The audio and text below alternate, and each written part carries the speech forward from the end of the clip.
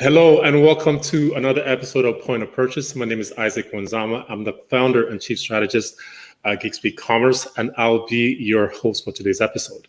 If you are watching us live on Facebook, on LinkedIn, or on our own blog, please leave us a comment. Let us know where you're watching from. We'd always like to know who is tuning in. And certainly if you do have any questions for myself or our guest today, please leave them in the comments.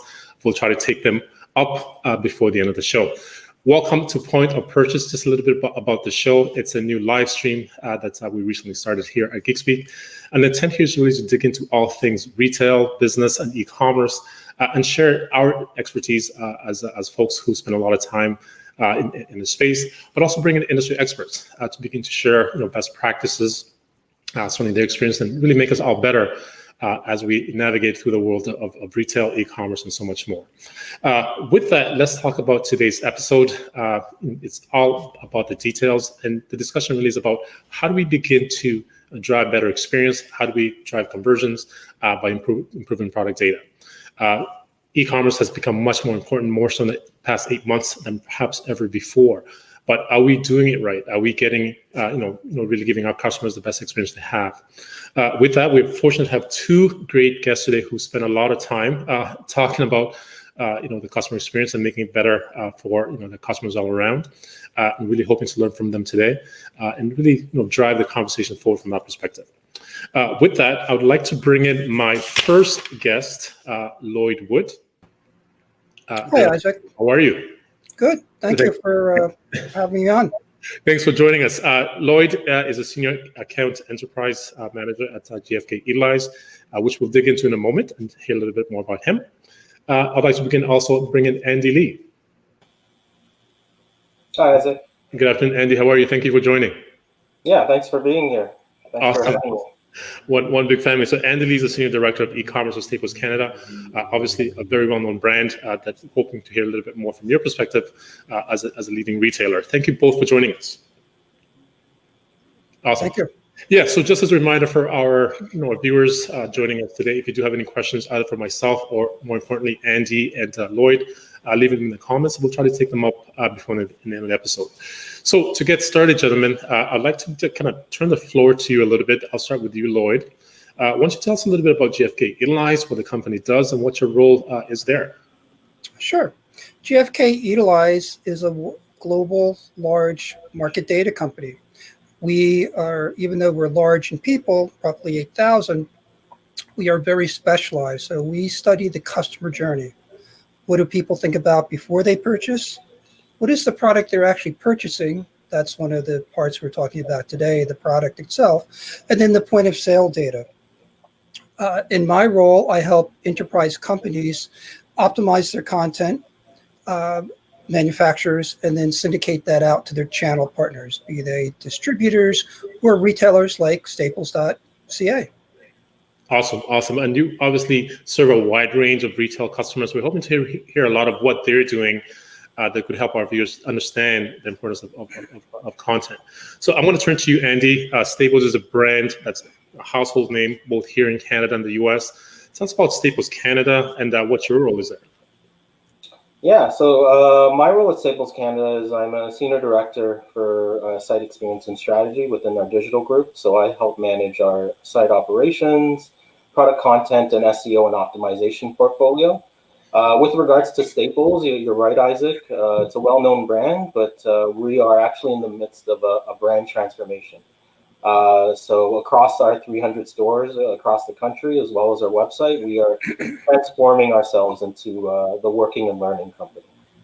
Absolutely, and we've seen some of that transformation. We've seen the workspaces. I want to say kudos to a really great job on achieving some of that. Thank you. It's been a lot of work over the last couple of years, and we're not quite finished yet. Fantastic. There's definitely work to do. I imagine these days it's even more challenging than ever. So let's dig into here. I mean, our topic today is about product data, but as I said up the top, I think it's much more about the customer experience. How are we helping our customers buy? How are we helping them navigate through the process as they visit our all our websites, whether it's Staples, whether it's Home Depot, or otherwise. Lloyd, I'm gonna return to you first here. I mean, what is the connection between great product data and the customer experience? Sure. Well, there's a one-to-one relationship between great product data, data that communicates to the customer, and sales and conversions on the retailer or channel partner sites. Product data is really fundamental to the customer experience when you're shopping, regardless of your device or category, B2B or B2C. We look at e-commerce content in two main parts. What is the search, the search algorithm, so you can find exactly what you're looking for, and then the product data once you find it. That product data needs to communicate very rapidly to you to tell you what you need to know, the personalization component of that, not what all the others users need to know. So you have to have great titles, you have to have bullet points, absolutely multiple images, and even A+ content, which lets people on any platform or device, be it a mobile device or a laptop, quickly see the attributes, the benefits of that product. Absolutely. So it sounds like you're saying that if I know what I'm buying as a customer, I'm going to have a better experience overall. Absolutely. Awesome. No question about it. Yeah. So Andy, I'm going to turn to you. I'm looking at the stats here that says 86% of Canadians are shopping online. A lot of those, I imagine, are shopping at Staples Canada. How does content connect to that experience for all these Canadians who are obviously have turned to this way of getting what they need? Yeah, so I mean that we've obviously accelerated in the last 6 months. It seems like 10 years worth of change. But overall, agreeing with Lloyd, that data and what we strive to do is answer any conceivable question a customer, allow the data to answer those questions, any question that a customer may have. And so more so, and the stat you just showed, online and that digital presence is becoming that core touch point for consumers now. And so it's even more important to ensure that data is consistent and of high quality for our customers. No, absolutely. I think it's becoming more important than ever. And Lloyd, you start off by sort of defining what that means. Let's get into here. We're looking at the world has really changed tremendously, not only for with our health, but certainly in the retail industry for the past 7 months. Retailers and brands overall recognizing that e-commerce is critical to me. But what a lot of them are finding out, it sounds like, is that they weren't as ready as they thought they were, as they should have been. From your perspective, what's the minimum that a retailer needs to make an online sale? Sure, it's a good question. The minimum is changing. So what people expect when they shop has rapidly changed. And at a minimum, you need what we refer to as structured data. So titles, attributes, how big this thing is, how fast it goes. Absolutely images. A product without an image doesn't really stand any chance of selling. And then the search functionality. So as I mentioned before, people can find that product that they're looking for. That's the bare minimum.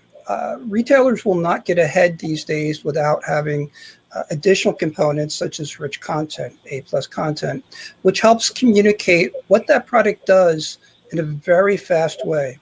Consumers no longer looking at the attributes, diving into details like they might have done for a TV 10 years ago. They want to be communicated to in a very quick way. Is this the right product for me? Does it do what I want? They want to make a decision and move on. Absolutely, Ashley. And I mean, to follow up on that, Andy, we talked about the importance of that, and we talked about e-commerce fails, which we each have had one or more along the ways. What does that mean for you from your perspective as a retailer, as far as what is the minimum? What do you need to make that sale? Yeah, so in terms of the minimum, I think it's something that's constantly, that bar is constantly moving. So, what was good enough 6 months ago might not be good enough now. And so from a content perspective, it's something that you can't lose sight of. It's not something that you can just do once and leave. You got to monitor the analytics, the engagement on the page, obviously the conversion. But for us, we're looking at other, richer pieces of content, as Lloyd talked about. And we actually re-platformed our website last year onto a Shopify Plus based platform. And we're looking to take advantage of certain, aspects like 3D models, as an example, to help build that richer experience that our customers are looking for. Good points, Andy. Sure. Yeah, and sorry, Lloyd, I'll allow you to jump in there. You want to add to Andy's comments? No, he hit it right on the head. The bar is constantly changing. What was applicable 6 months ago is no longer applicable. Customers are getting smarter more rapidly during the last 6 months than ever before. Right, right, and to follow up on that, Andy, you made a comment around analytics, and in this, in the world of e-commerce, it's all about measure, measure, measure. What are some of the KPIs that Staples Canada is using, and how are they impacting your success? Yeah, so first, when it comes to product content, we actually look at it. We look at it at a more or less a category level, because we can see that when a person's buying a laptop, as an example, versus buying, office supplies, there's different nuances there. And so we definitely look at, the typical metrics like time on page, click through, obviously add to carts, and conversion. But we look at it at a category basis, and we can see, obviously, the impacts that great data has. I actually did take a look, and, it hovers around, an increase in conversion anywhere between 15 and 30%, when you have great content versus not. Absolutely. I think this probably ties in with a great point that Lloyd, you made earlier around A+ enriched content. Can you speak to us a little bit about what conversion looks like when a client or a retailer adds some of that A+ type content? There's a lot of statistics, as Andy just mentioned, around the higher conversion on A+. However, nobody can dispute that there is an increase. Amazon has said in the past between 3 and 15%. Even a 3% increase in conversion is huge for a retailer or a manufacturer. So you're really looking at magnitudes of how much the conversion increase is. And that's for basically communicating better with your customer, which you want to do anyway. You'll have higher satisfaction, better reviews, and higher conversions. Yeah, absolutely. And I think I'm going to pick up on the last point there. I mean, we define content in terms of what am I saying about the product, but it seems also what buyers of that product are saying about the product also impact those sales at all as well. Andy, what do reviews mean, and what does user-generated content mean in your context? Yeah, and so I think we talked about the bar being moved every single day, and so today a product that doesn't have a minimum of 7 reviews does noticeably worse, so to speak, than one that does. And so the reviews, as well as the QA, all of that additional content, again, online and e-commerce now is that primary touch point. It's the first touch point, the first place that our consumers are going. And so any way we can answer those questions, and if we can use the voice of the crowd, that's even better. Right. And you touch on, you mentioned touch points, and I'm going to bring one in here. Statistics said over 70% of e-commerce sales actually happen on mobile. Lloyd, what does that mean for your customers? What it means for our customers is that our content has to be responsive, and the platform we're syndicating to has to be responsive. It's not an option. As you just mentioned that statistic, people are no longer shopping only on laptops. They're using mobile devices. And frankly, if your content is not responsive, you don't have content. And that's one more reason A+ or rich content has gotten so much more important. And it's really almost a minimum requirement these days for manufacturers to put on sites like Staples, because you have to have that. Customer expects it. And when they don't see it, they can make a decision to flip that page really quick these days. No, and I think it's a very important point here. Andy, I'll let you jump in on that. I mean, What does mobile mean at Staples? Yeah. It was a great point that Lloyd made. And so, being on mobile, and our site is fully responsive as well. But we're actually looking at ways to bring in that digital experience in store. And so with regards to just having people engage on our website in our store, that's one of our key goals, because it actually also means that they're not looking up another website when they're in your store. But I think, Lloyd hit it on the head, with regards to being present in whatever channel, whether that's mobile or desktop or tablet or any size screen. That's really table stakes now. That's, if you want to be in the game, you have to have that. Absolutely, absolutely. And just before we jump on the topic, I do want to remind our viewers that if you have questions for Lloyd or Andy as we go through this, leave them in a comment. We'll certainly be able to take some of those on before the end of the episode. So let me jump into another area. Obviously, we talk about B2C commerce, which is you selling products to me as a consumer. But there's a segment B2B, which is sometimes many times more. I got a stat here that says almost 300% more than B2C. How does content and play in that sphere, Lloyd? I'll start with you, and then I'll get to Andy to jump in. Sure. Almost everything said about B2C is applicable to B2B, with an exception that the expectations are higher. These are people in a business environment that have to make the right decision even quicker than a consumer has. They don't have time to look at a bunch of pages. They need to find that product quickly and make a decision. So we see that B2C is growing, B2B is growing more rapidly, and that the demands for B2B products for being able to quickly communicate the attributes of that product are even more demanding. And Andy cites a perfect example. A lot of B2B products there, and you can see in the products that they have exactly what it does, what it's for, the audience, how many pages per minute, et cetera, et cetera. It communicates very rapidly to that customer, to that buyer. Yeah, absolutely. And of course, Andy, for you, the B2B market is a legacy for Staples. I mean, small businesses have been relying on you as a brand where they could get everything they need for a very long time. How does B2B merchandising, differ for you, if at all? Yeah, so I think, B2B in terms of content and data, it's held at, I would say, a higher standard. And that's simply because the accuracy of data, as an example, can influence things like calls to a call center, potentially returns where we have to go and get a product that we ship to a customer. And if it's the wrong product for a business, that's, it can basically hurt their bottom line if they're not equipped to run their business. So it's of paramount importance from a B2B perspective. That being said, overall, with regards to what we're saying is B2B and B2C for our website is beginning to really kind of meld into one. We definitely will continue to have a strong B2B business, but I think we're also seeing that our B2C customers are able to are noticing kind of the service that we can deliver on Staples.ca. On there, which brings me to my next topic, which is really around engagement. Obviously, you're in a place right now where you're balancing in-store, online, sometimes them two coming together in an omni-channel type, presentation. How are you emulating the in-store experience, which we all know very well as Staples shoppers, in the online environment?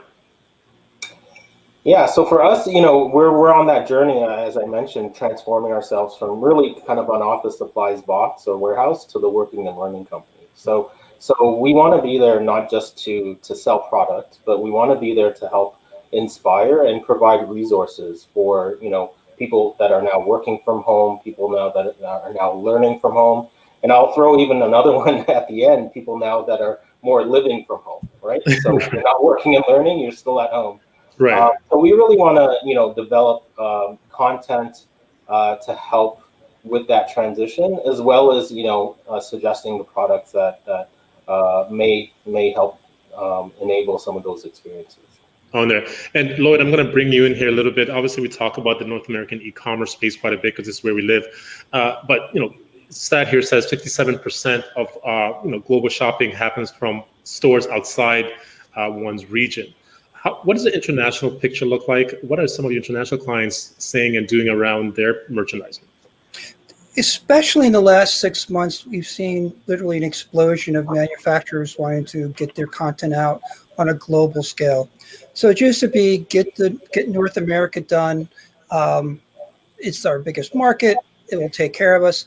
No longer the case. Manufacturers need to have a global buying experience that reflects what their product does in all countries. People are looking at products across boundaries now.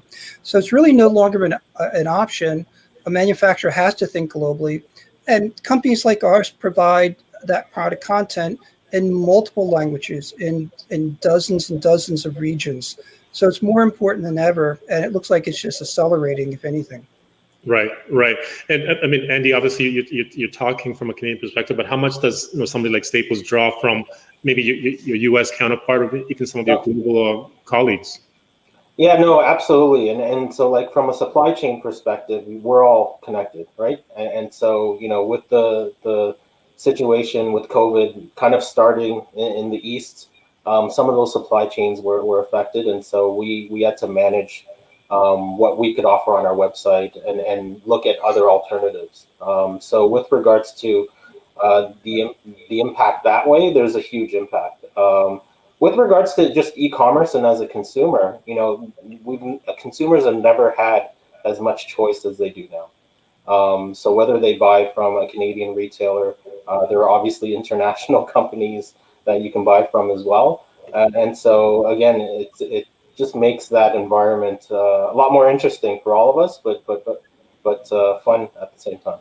On there. So let's bring it back to conversion and the customer experience. Lloyd, I'm going to start with you here. There's a tagline on GFK Edelweiss site that says making product content simple, accessible, and profitable for our clients. Can you explain to us what that means, or what's really the link between good content and profitability? There's a direct line between optimized content and conversion and sales on a website. And what GFK Edelweiss does specifically is make that process easy for a manufacturer. We work with literally thousands of manufacturers globally to get their content in, normalize that content, then syndicate it out to their channel partners, regardless of their location. So certainly in North America, in English and French and Spanish, but also globally. So it's really a process of helping manufacturers get their content out to all of their channel partners. And of course, manufacturers are always looking for additional channel partners for expanding their base, their channel partners. Right. So if they want to reach out and really get their tentacles out there, they need to have their data story in order, sounds like. Starts with data. Absolutely. And Andy, I'm going to come to you. I mean, Geek Speak Commerce has been in the e-commerce game in Canada for a long time. And there was a time where it was very difficult for us to have a content conversation because people just weren't there yet. Are you beginning to see, it's a bit of an obvious question, the time between, how do I merchandise and what are my numbers that I'm seeing on my website? Yeah, absolutely. And so I think, I've been in the e-commerce industry for more than 12 to 15 years now. Right. And yes, things have definitely changed. I think people are beginning to realize that data, and Lloyd actually said the word in his last response, normalized, consistent, high quality data is actually a key enabler to any e-commerce website or experience. And so I think a lot of people, at least when I compare earlier on in my career, are seeing that the importance of it and what it can drive more so now, more than ever. On there, and I mean, we'll come back here and to talk about the experience a little bit. Has that investment changed? Has there been a bit more of a drive to get that the content done in different forms? I know we talk about written content, but there's VR and video and that kind of direction as well. Yeah, no, absolutely. So I think just having base, I would say, product data again is just table stakes, right? So now, and that's largely what every retailer will have to a certain degree. So it becomes what separates your experience, and why would a customer choose your site, to convert as, instead of any other. And that's really, when we think about everything above just basic product content, right? That's how we approach it. On there, which I think is great. I mean, Lloyd, I don't know if you want to add anything to that. Yeah, it's people make decisions in seconds. So as Andy very clearly said, just plain basic content, that doesn't do the trick anymore. Right. You have to engage, you have to grab their attention and make an engaging presentation literally in 2 or 3 seconds. So manufacturers and retailers are seeing that and they're reacting to it, especially in the last 6 or 8 months, where online presence really is everything for a lot of manufacturers and retailers now. Oh, there, and to me, it just sounds like we're in the middle of it, which really leads us to the next area of discussion here.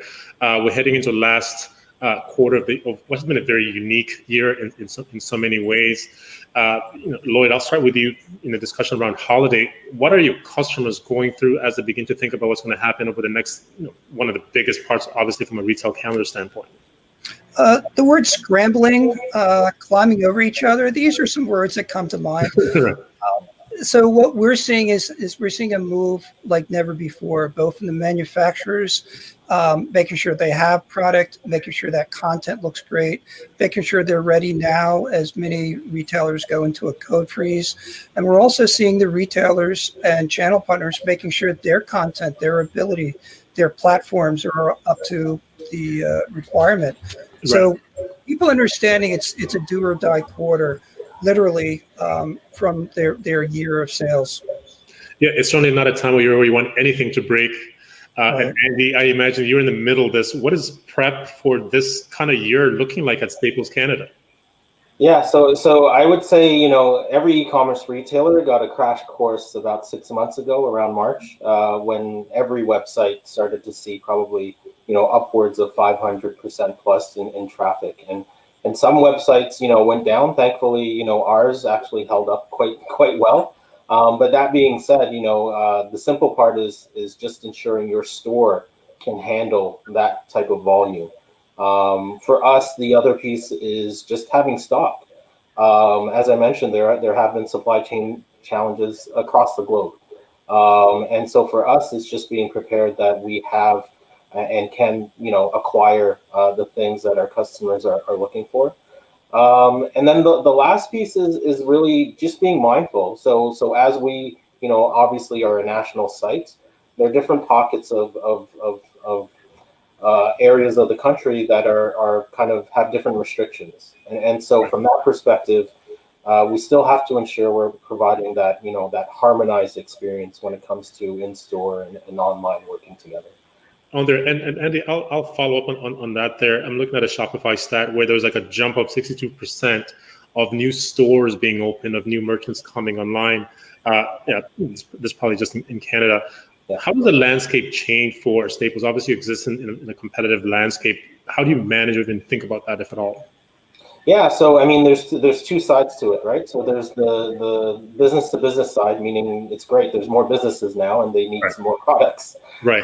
But from the other side, I think that stat is really telling with regards to small to medium sized businesses and what they've had to do to kind of convert and transform. And choosing a platform like Shopify basically means that they're trying to dip their toe in with a digital kind of footprint. Right. And so, all of that, is actually great. And it's really in line with, again, for us, that kind of working and learning and growing mentality. And so we actually do speak to a number of businesses to understand how we can help them in their transition. On there. And Lloyd, I'll bring in on that conversation as well. It seems there's more players, much more so now than there were 6 months ago. How's GfK dealing with this influx of new players in the e-commerce landscape? We've seen the growth be from both established companies such as Staple and also new players, as you mentioned. I think a lot of new players are taken back a bit by the complexity of getting a store up in this hyper competitive environment. And you also see a lot of conventional stores that have been around for a while pay a lot more attention to e-commerce where perhaps they didn't before. So we're concentrating on both sides of the marketplace. Obviously, most of the growth has come from those long-standing players that are now recognizing that e-commerce is such a huge percentage and a growing percentage of their overall business. Absolutely. And for this question, I'm going to put you both on the spot here. Just ask you to oracle a little bit. We're 8 months into a pandemic. We're not sure what the next 12 months look like. But from your standpoint, Andy, how does your planning look like? How does the layout look like for the next 12 months at Staples? Yeah, so I think we kind of touched on kind of those highlights during our discussion. But I think the first thing that we are being very focused on is customer convenience. We just want to make it as easy as possible for our customers to shop and to transact with us. And whether that's, improving the quality of our data or constantly, testing different tweaks within our website, or, translating that into a more frictionless experience in store. Those are all the things that we're focused in on. And then overall, for us, not a lot of customers are aware, but we can ship to 85% of the country next day. Right. Our business segment has been well aware of that, and now our consumers are starting to realize that as well. So we want to ensure that that we maintain that presence, that no matter if you're a business or a consumer, Staples.ca can help you. Sure. Yeah, and it seems like you want to be ready to respond regardless of what happens in sort of the climate that we're in. Yeah, and I think that's the key point is being flexible enough, right, to be able to pivot is also strategically where we are. On it. And Lloyd, I'm going to bring you in here and ask you to play Oracle for the next 6 months, eight months at GfK. What does the landscape look like, from your perspective? It's always dangerous, and I think we've learned to do predictions the last 6 months or so. Right. However, GfK has always been about providing tools to both the manufacturers and retailers to enable higher conversion in sales. And so we're accelerating that process, concentrating more on what can we do to help that retailer. What can we do to help that manufacturer? And this year we spent a lot more time one-to-one with our customers, listening to them, because the story's changing rapidly. Things that we did years ago that won't make the pace. And we've learned a lot and changed the tools that we enable our channel partners to use. So it's listening to customers, and as Andy mentioned, being light and flexible, because we know there's going to be more change coming. We just don't know what it's going to be. Yeah, in Canada, and thanks for those comments. Obviously, here in Canada, you're working with Staples, you're working with Best Buy and a range of other customers as well. Are you seeing commonalities in terms of their sort of concerns, 8 months out? Sure. Yeah, definitely. People or manufacturers and retailers are coming to us more in a consultative mode. Right. What are we hearing?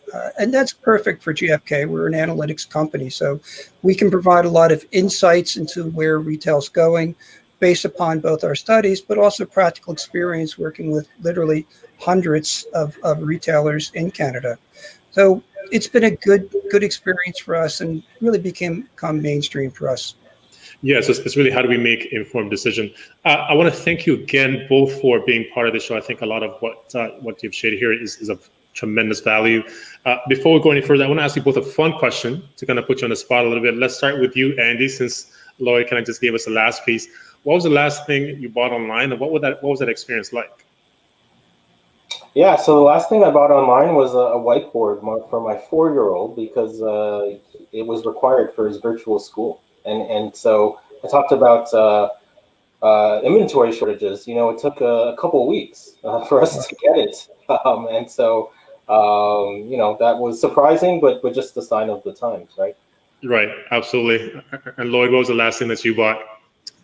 Kind of funny, but a spark plug for my lawn tractor. And the experience was frankly very good. Good delivery, found exactly what I needed quickly. Good experience overall. Awesome. So it sounds like it was a retailer that was doing something right. Exactly right. Awesome. Perfect. Well, I want to thank you both so much again for taking the time to join us today and share your insight and knowledge with our audience. Thank you, our viewers, for watching Point of Purchase. If you do have any questions, as we mentioned, please feel free to leave them. We'll share them with our guests. Join us on their next episode, and you can also find out what the topic is based on our site. Before we go, Andy, how do we find you? Should anybody have any further questions? Yeah, so you can find me on LinkedIn. So always open to connecting and talking about the e-commerce industry in general. Okay, awesome. And of course, Lloyd, I'm sure there's retailers and manufacturers who would love to hear how GfK could help them do a better job online. How do they find you? Glad to help. Best way is through email, lloyd.wood@gfk.com. Awesome, perfect. Well, thank you again so much for joining us, and have a great day. Thanks, Isaac. Okay. Appreciate it. Bye.